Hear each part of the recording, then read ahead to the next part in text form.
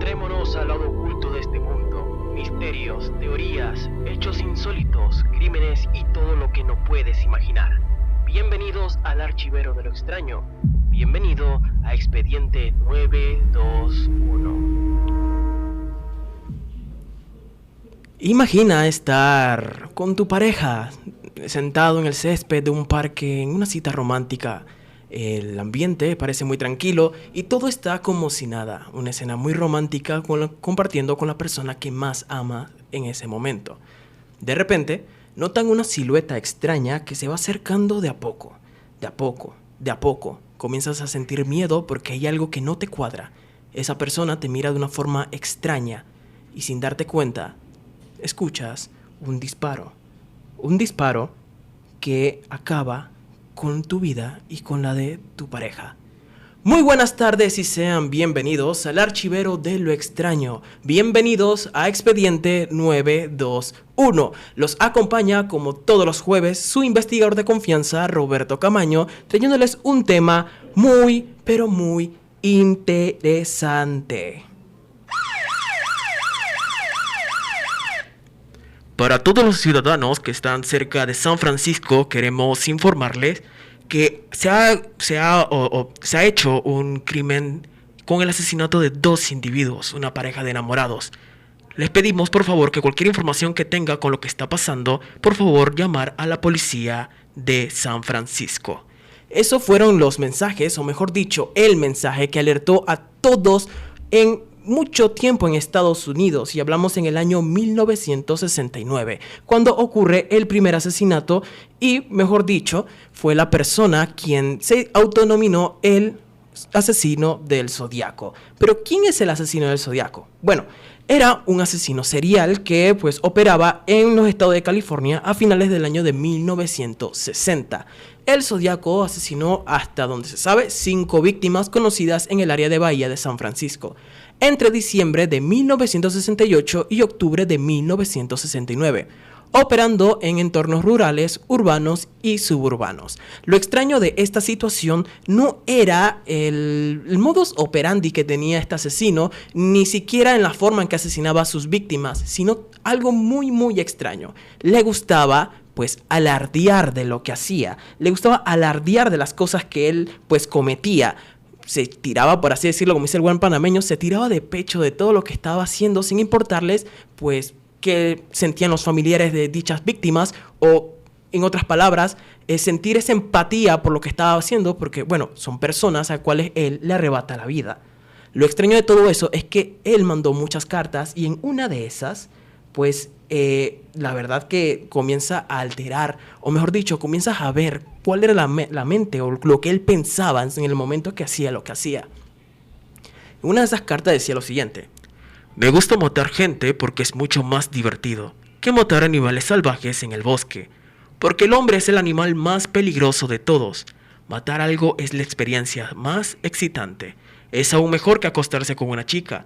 Lo mejor de todo esto es que cuando me muera, renaceré en el paraíso y todos los que he matado serán mis esclavos. No os daré mi nombre porque tratarán de retrasar o detener mi recolección de esclavos para mi vida en el más allá. Esto fue una carta que él mandaba por criptogramas. Si ustedes notan, lo que tengo a mis espaldas son esas notas que le gustaba mandar a la policía en modo de burla para darle a entender que era una persona muy inteligente y que nadie lo podía atrapar. Era una persona que tenía una forma muy extraña de pensar, y también la forma en que veía el mundo era un poquito más retorcida de lo que uno puede imaginar o lo que se puede esperar. A diferencia de otros casos que hemos tratado en este segmento, este en específico llegó a hasta cierto punto dejar el mundo de cabeza. En Estados Unidos todo el mundo estaba asustado porque no sabían quién era esta persona, en la forma en que operaba, porque todo lo hacía de forma diferente. Pero aún así, él, inclusive en modo de victoria o en modo de decir lo que había hecho, le gustaba amenazar a los periódicos. Es decir, él marcaba al periódico o al diario y le decía: hey, quiero que ustedes publiquen mi noticia, y si no lo hacen, voy a cometer un atentado terrorista. Sí, porque amenazaba con bombas, con asesinar millones de personas que estaban cerca de esa área si ellos no publicaban lo que estaba pasando y lo que él había hecho. Así que imagínense, tú ser un periodista, estar tranquilo, recibir ese tipo de llamada y estar asustado porque ya te diste cuenta que esta persona pues ha hecho cosas tan atroces que es capaz de literalmente acabar con la vida de las personas sin importarle absolutamente nada. En sus ojos, la vida de estas personas no eran más que simplemente animales que él le gustaba cazar, por así decirlo. Esto pues prendía ese foco de alerta de los policías e intentaron de una u otra forma tratar de capturarlo o ver quién era esa persona. Lo extraño de todo esto es que todos los criptogramas, o mejor dicho, todas las cartas que él mandaba, tenía estos símbolos extraños que por más tiempo que intentaron descifrar qué era, no podían pues hacer absolutamente nada. Todo era extraño, todo era pues por así decirlo, surreal. ¿Qué clase de asesino es capaz de matar a las personas a sangre fría sin importarle lo más mínimo el cómo se sentía y al mismo tiempo alardear de eso y no decir quién era? Porque él daba a entender que era una persona muy inteligente y que nadie lo podía atrapar. Y esto se vuelve aún más extraño porque, según sus propias palabras, donde él pues se le acercaba a los policías y le decían que él había asesinado un total de 37 víctimas. Pero hasta donde se sabe, y como les dije al inicio del segmento, se sabe que por ahora identificado tienen 5. Así que vamos a ver cuáles son las víctimas de este pues asesino en serie. El primero fue de David Faraday y Betty Lou. David Faraday tenía 17 años apenas, mientras que su pareja, Betty Lou, pues apenas tenía 16 años. La fecha del atentado, o mejor dicho, la fecha donde se cometió este homicidio fue el 20 de diciembre del año de 1968, en la carretera de Lake Herman, cerca del Vallejo de California. Pues David y Betty pues estaban saliendo como una pareja normal, una salida romántica con la pareja, donde ellos pues quisieron compartir tiempo juntos para ver exactamente qué iban a hacer, exactamente qué iban pues a pasar el tiempo entre ellos dos como toda una pareja normal. Poco después de las 11 p.m, alguien se acercó a su coche. Alguien muy extraño. Alguien que no habían visto, pero que desde hace rato los estaban pues observando de forma extraña. Lo raro del caso es que la silueta misteriosa apuntó desde la ventana y solamente disparó sin importarle absolutamente nada. Fueron varios disparos que él perpetró contra estas personas que no tenían nada que ver con lo que estaban haciendo. Eran simples adolescentes que estaban pasando pues el tiempo juntos. ¿Qué pasó? El atacante primero disparó a David, matándolo de un disparo en la cabeza. Y Betty pues intentó huir, pero fue alcanzada por 5 disparos en la espalda y murió en el lugar.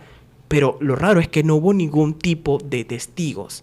De aquí es donde se empieza ese movimiento extraño que él contenía, porque después de haber hecho esto, comenzó a mandar a los periódicos estas amenazas que ya le comenté para que publicaran lo que él había hecho. Era un asesino confesando sus acciones, pero al mismo tiempo, pues sintiéndose orgulloso de lo mismo. El segundo fue de Michael McGill, de 19 años, y Darlene Ferrin, de 22 años. La fecha de este homicidio se dio en el año de 1969, el 4 de julio, en el Rock Spring Park de Vallejo. La pareja estaba dentro del coche cuando un hombre se acercó.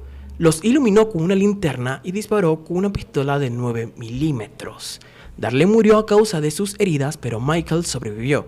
Esa misma noche, un hombre llamó a la policía para confesar el crimen relacionado con el asesinato anterior de Faraday y Jensen, y su voz era monótona y sin emoción. Prácticamente les dijo: yo los maté. ¿Y qué? Prácticamente no les importó, o mejor dicho, no sintió ningún tipo de sentimiento pues de culpa por lo que había hecho, sino que era una persona que carecía de estos sentimientos. Algo muy extraño, porque hasta cierto punto algunos asesinos llegan a sentir placer o llegan a sentir pues cierto sentimiento de dominio sobre sus víctimas, pero literalmente de una forma tan neutral y tan seca dijo que lo hizo. Las otras víctimas son de Brian Hartnell, de 20 años, y Cecilia Shepard, de 22. Esto pasó el 27 de septiembre del año de 1969 en el lago Berryessa de Napa Country. Estaba en un picnic junto al lago cuando un hombre encapuchado con un símbolo del zodíaco en el pecho se les acercó, fingió ser un prófugo que necesitaba su coche. Luego los ató con cuerdas y los apuñaló repetidamente con un cuchillo. Brian sobrevivió, pero Cecilia murió tras 2 días en el hospital. El asesino dejó un mensaje escrito en la puerta del coche con fechas y detalles de sus crímenes anteriores. Esto daba a entender, o mejor dicho, le daba una pista a los oficiales de quién era esta persona. Aparte que solo mataba y asesinaba a parejas y los hería, también dejaba pistas con estas cartas con esta criptografía que se pueden ver a mis espaldas. Pues era esas pruebas donde él pues daba a entender que tenía una mente tan privilegiada que podía diseñar este tipo de cosas y nadie lo podía capturar. Y aquí comienza pues hasta ese cierto punto ese hilo de víctimas de las cosas que él hacía, porque aparte de eso él también se adjudicaba algunos crímenes que no se encuentran hasta el sol de hoy quién los hizo, pero él decía que fue él. Por eso es que él llega a decir que tiene un total de 37 víctimas hasta ahora y solamente pues se tenía en mente a 5 víctimas y 2 heridos. El siguiente es Paul Stine, de 29 años, y esto ocurrió el 11 de octubre del año de 1969 en San Francisco, el barrio de Presidio Heights. Paul, taxista normal, le escogió a un pasajero que le pidió ir a Washington y a Cherry Street. Al llegar, el hombre le disparó en la cabeza y 3 adolescentes presenciaron el crimen desde una ventana y vieron al sospechoso limpiando el coche antes de marcharse. Y lo más raro del caso es que lo hizo caminando. La policía fue alertada, pero por un error en la descripción dejaron ir al sospechoso y días después el Zodíaco envió un periódico pues con un pedazo de trozo ensangrentado de la camisa de Paul como prueba. Ahora, pues él lo que hacía era mantener o guardar esos trofeos para poder decir que fue él quien lo hizo. Y esto llama poderosamente la atención porque entre más estos crímenes se iban cometiendo, más pistas él iba dejando y más burlesco se ponía. Es decir, él llamaba a los periódicos y les decía que escribían los siguientes mensajes y los policías solamente, frustrados por no saber quién era, solo podían observar cómo estas víctimas poco a poco perdían la vida y no saber quién era el siguiente. Lo más extraño del caso es que hasta el momento Paul Stine es el último víctima del asesino del Zodíaco y que se sabe que fue él. Pero hay unas víctimas posibles que vamos a ver en lo siguiente porque él, como les dije, se adjudicaba ciertos crímenes que hasta el sol de hoy no se sabe si en verdad fue él. Y para que comencemos, vamos con Cherry Joe Bates de 18 años, que pues esto ocurrió el 30 de octubre del año de 1966. En Riverside City College, California. Cherry fue encontrada muerta en un callejón cercano en la biblioteca. Había sido apuñalada brutalmente. En meses posteriores, cartas anónimas llegaron a la prensa y a la policía, con un estilo similar al del Zodíaco. El FBI considera este caso posiblemente conectado, aunque no esté pues confirmado del todo. Hay muchas cosas que no cuadran dentro de esta pues descripción o de esta escena del crimen, por lo tanto el FBI nunca dio a entender de que en verdad fue el asesino del Zodíaco, sino un simple impostor que intentó hacerse pasar por él para cometer un hecho tan atroz, que lastimosamente es el más conocido en el lugar de Riverside y hasta el sol de hoy no se ha podido pues identificar y no se ha podido cerrar el caso. Es un crimen que aún se mantiene abierto hasta el sol de hoy. El siguiente es Caitlin Jones, de 22 años, y esto ocurrió el 22 de marzo del año de 1970 en la carretera cerca de Modesto, California. Mientras viajaba con su bebé, un hombre la hizo detenerse, alegando que algo estaba mal con su auto. Ella, pues, de forma normal, bajó y luego lo obligó a subirse a su coche. Condujo erráticamente durante más de 1 hora, pero ella logró escapar. Más tarde, el Zodíaco insinuó en una carta que fue él quien la raptó y identificó al Zodíaco en un retrato hablado. Donna Lass, de 25 años. Esto ocurrió el 6 de septiembre del año de 1970 en Salt Lake Tahoe, de California. Era una enfermera de hospital que desapareció sin dejar ni un rastro pues tras terminar su turno. Poco después se recibió una tarjeta postal en un periódico con pistas vagas y el símbolo del Zodíaco. Aunque nunca se halló el cuerpo, se sospecha de su conexión con el asesino. Estos son algunas víctimas posibles que pues hasta cierto punto no se sabe si fue él, a pesar de que él se adjudicaba estos crímenes y daba a entender que sí fue él. ¿Qué pasa? En el curso actual, los últimos investigadores del Departamento de Policía de San Francisco fueron los inspectores de homicidios Michael N. Maloney y Kelly Carroll. Ellos fueron los primeros en enviar pruebas de ADN del Zodíaco obtenido de las cartas para su análisis, el cual arrojó un perfil genético parcial. Las pruebas de ADN parecen haber excluido a su principal sospechoso, Arthur Leigh Allen. Pero para entender quién es Arthur Leigh Allen, se dice que fue el asesino del Zodiaco. Muchas personas parecen indicar que fue él quien los hizo, y durante mucho tiempo se estuvo investigando a este señor Arthur Leigh Allen para saber si en verdad fue él quien lo hizo, y fue investigado seriamente.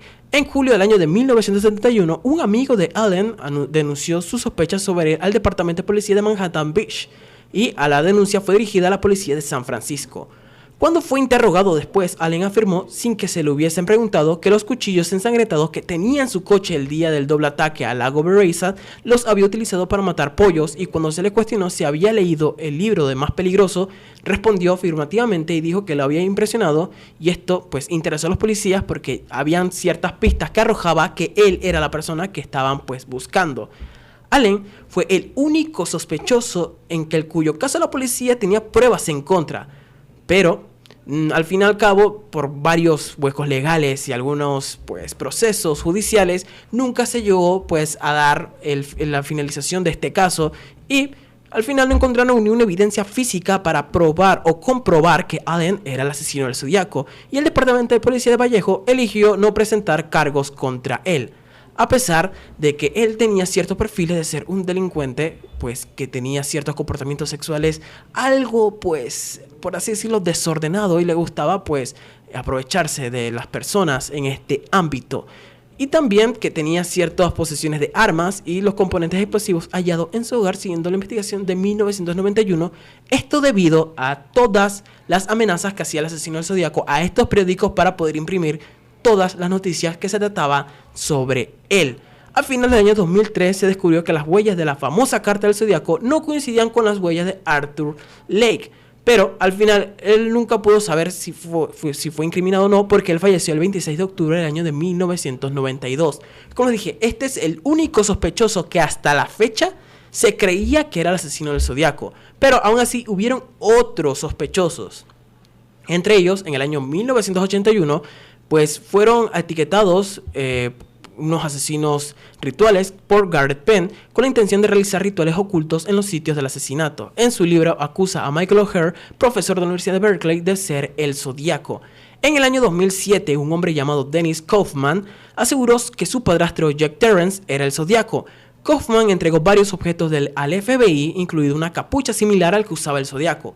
Pero, según fuentes de noticias, el análisis del ADN realizado por el FBI arrojó datos no concluyentes en el año 2010. En el año 2009, un ex abogado con nombre Robert Tarbox, que en el año 1975 fue inhabilitado por el Tribunal Supremo de California por no pagarle a sus clientes, dijo que a principios de la década de 1970, un marino entró a su oficina y confesó ser el asesino del Zodiaco. El sujeto, aparentemente lúcido, cuyo nombre no fue revelado por Tarbox debido a un acuerdo de confidencialidad, describió sus crímenes de manera breve pero lo suficientemente persuasiva para poder convencerse que Tarbox era el asesino del Zodiaco. Al final, pues todos estos quedaron en sospecha y no se llegó a más nada. En el año 2009, un episodio de la serie My Mystery Quest de History Channel pues se apuntó hacia el editor de Rachel Kadulski, que nació en el año 1936 y falleció en el 2004, que, Kadulski trabajaba para el Good Times y que en el momento de los asesinatos, el periódico contracultural de San Francisco, pues tenía algo que ver con lo que estaba pasando, pero al igual que los demás, pues al final no se supo exactamente si fue él o no fue él, y otro sospechoso más a la lista que tenía sobre el asesino del Zodiaco. Lo más raro del caso es que de las 4 cartas que se mandó, o que mejor dicho, el asesino del Zodiaco envió a estos policías, uno fue identificado en el año en el siglo pasado, en el año 1969, y el segunda carta que se supo que significaba, se identificó o se descifró en el año 2020. Según se dice, gracias a la inteligencia artificial. Tuvieron que pasar casi más de 50 años para poder, pues, ver qué le decía la segunda carta. Pero la última carta confirmada por el Zodiaco fue en el año de 1974. Esto da a entender de que hasta cierto punto no se sabe quién fue el asesino del Zodiaco, y hasta el sol de hoy no se sabe. Se sigue apuntando otros sospechosos, pero ninguno puede dar pues fe y legalidad que sea él. Además, con tanto tiempo que haya pasado de estos asesinatos, posiblemente el asesino del Zodiaco ya esté muerto, pero su legado o mejor dicho, su legado del terror sigue vivo, y eso se puede ver en el impacto que ha tenido en la cultura como tal, ya que la película de Harry el Sucio, que fue protagonizada por Clint Eastwood, fue filmada en San Francisco y está fuertemente inspirada en el caso.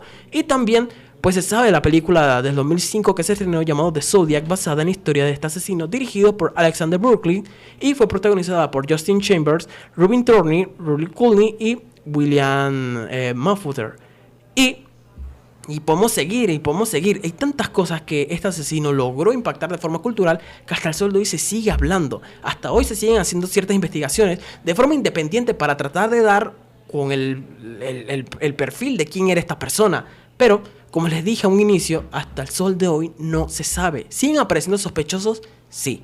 Pero no se llega a concluir de forma pues legal y de forma contundente de que esta persona pues fue el asesino del Zodiaco. Pero como les dije, a esta altura, en el año 2025, es muy probable que el asesino del Zodiaco ya esté muerto y que haya muerto sin poder cumplir pues la condena de todas las víctimas que él arrebató. Y si posiblemente fue él quien quitó las otras 37 víctimas que él se adjudicó diciendo, pues da a entender de que la justicia en aquellos años era tan débil que para este tipo de investigaciones pero tan difíciles, no se contenían o no tenían los recursos necesarios para poder pues identificar o poder llegar a la pista de quién era esta persona. Pero bueno, con el tiempo la tecnología ha estado, pues como les dije, ha estado evolucionando tanto que en el año 2020 fue cuando la segunda carta se pudo descifrar y qué era lo que decía, pues hasta cierto punto.